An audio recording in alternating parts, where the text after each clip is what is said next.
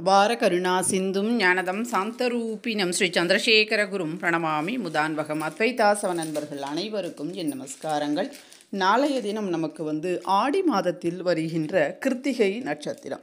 மாதம் கிருத்திகை நட்சத்திரம் வந்தாலும் ஆடி மாதத்தில் வருகின்ற கிருத்திகைக்கு ஆடி கிருத்திகை அப்படின்னு பேர்.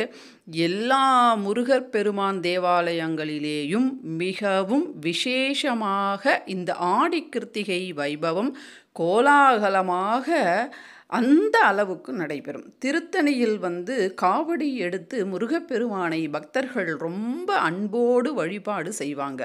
6 படை வீடுகளில் இந்த ஆடி கிருத்திகை வழிபாடு கோலாகலமாக இருக்கும். அது மட்டும் இல்லாமல் எல்லா ஊர்களிலேயும் இருக்கின்ற முருகப்பெருமான் கோவில்களில் இந்த ஆடி கிருத்திகை வைபவம் அவ்வளவு சிறப்பாக இருக்கும். தமிழ்நாட்டில் மட்டுமா அப்படின்னு கேட்டால் கண்டிப்பாக கிடையவே கிடையாது. உலகெங்கிலும் இருக்கின்ற முருகப்பெருமான் கோவில்களில் ஆடி கிருத்திகை வைபவம் கோலாகலமாக நடைபெறும்.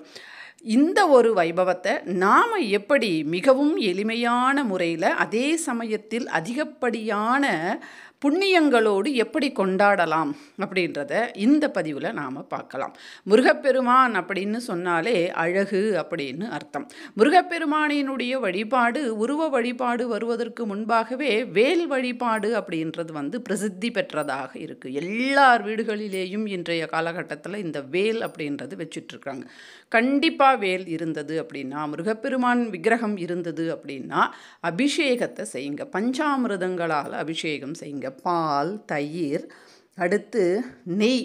இந்த நெய் அப்படின்றது எப்படி செய்யணும் அப்படின்னா, இளம் சூடாக நாம் அந்த நெய்யை உருக வச்சு நாம் அந்த அபிஷேகத்தை மேற்கொள்ளணும் அப்படின்னு சொல்லப்பட்டிருக்கு. அடுத்து தேன் அபிஷேகம். அடுத்து பார்த்திங்கன்னா இளநீர் அல்லது சர்க்கரை, இந்த மாதிரி 5 அபிஷேகங்கள் செய்யுங்க. செய்த பிறகு அந்த அபிஷேகத்தில் நாம் செய்கிறோம் இல்லையா, அந்த ஒரு பொருட்களை எல்லாத்தையும் ஒரு கிண்ணத்தில் பிடித்து கொண்டு அபிஷேகம் எல்லாம் முடிஞ்சு பூஜை எல்லாம் முடிந்த பிறகு வீட்டில் இருப்பவர்கள் பிரசாதமாக உட்கொண்டால் நோய் நொடிகள் என்பது அண்டவே அண்டாது.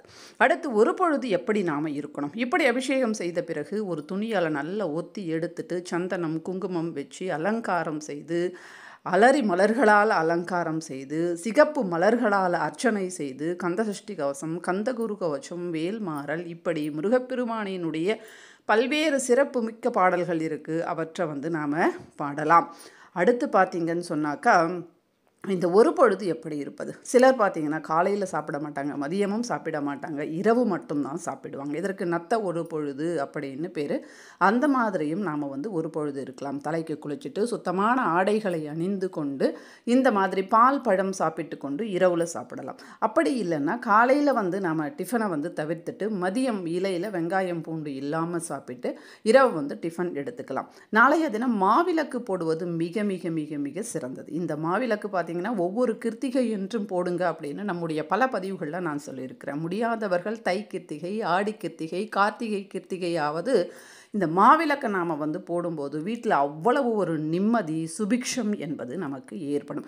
என்ன செய்யணும் அப்படின்னா, அரிசி, அதாவது பச்சரிசியை தண்ணீரில் நல்லா 2-3 முறை கழுவிட்டு ஓரளவுக்கு நல்லா அதை ஒரு துணியில் காய வச்சு அதற்கு பிறகு பிடித்தால் அப்படியே கீழே விழுந்துடணும். அந்த அளவு பதம் வரும்போது மாவாக இடித்து அதில் நாம் வெல்லம் கலந்து மலை மாதிரி செய்து மலை மாவிளக்கு தீபம், நம்முடைய சேனலில் நிறைய பதிவுகளில் இந்த மலை மாவிளக்கு தீபம் உங்களுக்கு நான் சொல்லியிருக்கிறேன். நெய் போட்டு பூத்திரி போட்டு 2 பக்கமும் 2 உருண்டைகள், அதாவது கொழுக்கட்டை மாதிரி நாம் பிடிச்சு வச்சுட்டு நாம் மாவிளக்கு முருகப்பெருமானுக்கு ஏற்றி தூப தீப ஆராதனைகள், பஞ்ச பழங்கள், அதாவது 5 விதத்தில் பழங்களை நைவேத்தியம் வைத்து வெற்றிலை பாக்கு பழம் தேங்காய் எல்லாம் உடைத்து வீட்டில் இருப்பவர்கள் அனைவரும் அன்றைய தினம் முருகப்பெருமானை தலைக்கு ஊற்றி கொண்டு ஒரு பொழுது இருந்து மாவிளக்கு தரிசனம் செய்த பிறகு அதற்கு பிறகு உணவு உண்ணலாம்.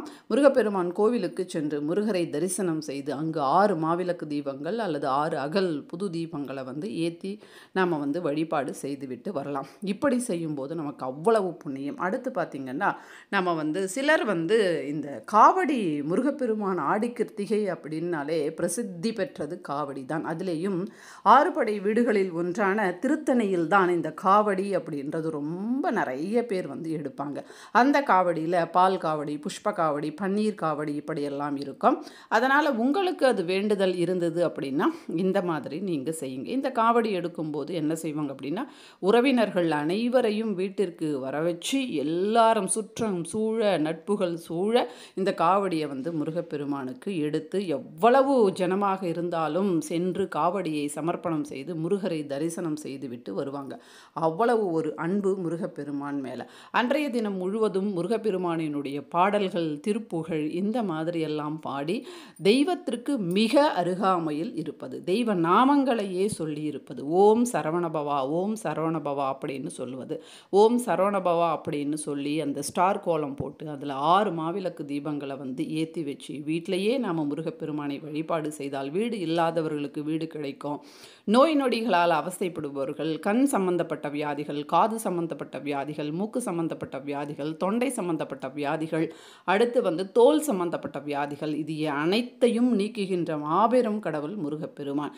இந்த பிரச்சனைகள்லாம் உங்களில் யாராவது இருக்குது அப்படின்னா கண்டிப்பாக முருகப்பெருமானை நாளைய வந்து ரொம்ப ஒரு அன்போட பக்தியோட நம்பிக்கையோடு வணங்குனீங்க அப்படின்னா இந்த நோய்கள் எல்லாமே வந்து தீர்ந்துவிடும். அதனால் கண்டிப்பாக வந்து நாளைய தினம் முருகப்பெருமானுக்கு மாவிளக்கு தீபம் ஏற்றி ஒரு பொழுது இருந்து ஒரு சின்ன பக்கத்தில் இருக்கக்கூடிய முருகப்பெருமான் ஆலயங்களுக்கு கண்டிப்பாக சென்று முருகப்பெருமானை தரிசனம் செய்துவிட்டு வருவது ரொம்பவே சிறப்பு.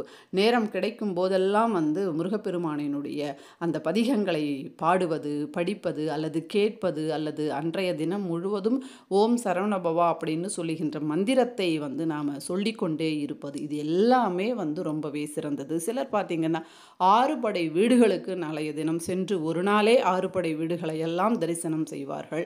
இந்த மாதிரியெல்லாம் அவரவர்களினுடைய அந்த எண்ணத்தினுடைய வெளிப்பாட்டின் அடிப்படையில் தெய்வங்களை வந்து வழிபாடு செய்வாங்க. முடிந்தவர்கள் முடிந்த ஒரு பூஜைகளை செய்யுங்கள். எந்த ஒரு கூட்ட நெரிசல் அந்த மாதிரி இடங்களுக்கு செல்லும்போது நாம் வந்து நம்முடைய அந்த பாதுகாப்பையும் நாம் வந்து பார்த்துக்கணும். குழந்தைகள் இருக்கக்கூடியவர்களும் வந்து குழந்தைகளை வந்து பாதுகாப்பான இடத்துல வந்து வச்சுட்டு போவது ரொம்பவே சிறப்பானது. ஏன்னா நல்லா சின்ன சின்ன குழந்தைகளெல்லாம் அந்த நெரிசலில் கொண்டு போகிறாங்க. அதெல்லாம் ஒரு தவறான விஷயம். வீட்டில் பெரியவர்கள் இருந்தால் அவங்க கிட்ட விட்டுட்டு போவது தான் சிறப்பானது. அதனால் நாளைய தினம் வருகின்ற இந்த ஆடி கிருத்திகையை நம்மால் இயன்ற பூஜைகளை முருகப்பெருமானுக்கு செய்யும்போது அவருடைய பரிபூர்ண அனுகிரகம் என்பது ஏற்படும். அவருடைய அனுகிரகம் ஏற்படும் போது நாம் வாழ்க்கையில் அனைத்தும் நல்லது தான் ஏற்படும். கடன்கள் அடையும். முருகப்பெருமானை நாம் வந்து வழிபாடு செய்யும்போது கடன்கள் என்பது கண்டிப்பாக அடையும். அதில் வந்து இந்த 6 மாவிளக்கு தீபங்களை ஏற்றி முருகப்பெருமானை வேண்டுங்க ஆடி கிருத்திகை என்று. கடன்கள் காணாமல் போகும். அதில் சந்தேகமே கிடையாது. அடுத்த ஆடி கிருத்திகை வருவதற்கு உள்ளாகவே நம்ம வாழ்க்கையில் நல்லதொரு மாற்றம் என்பது ஏற்படும். இந்த வீடியோவை லைக் பண்ணுங்கள். நிறைய பேர் ஷேர் பண்ணுறீங்க, லைக் பண்ணுறீங்க. எல்லாருக்கும் ரொம்ப ரொம்ப ரொம்ப ரொம்ப ரொம்ப நன்றி. மற்றும் ஒரு பதிவில் சந்திக்கின்றேன். நன்றி, வணக்கம். மகாபெரியவா சரணம்.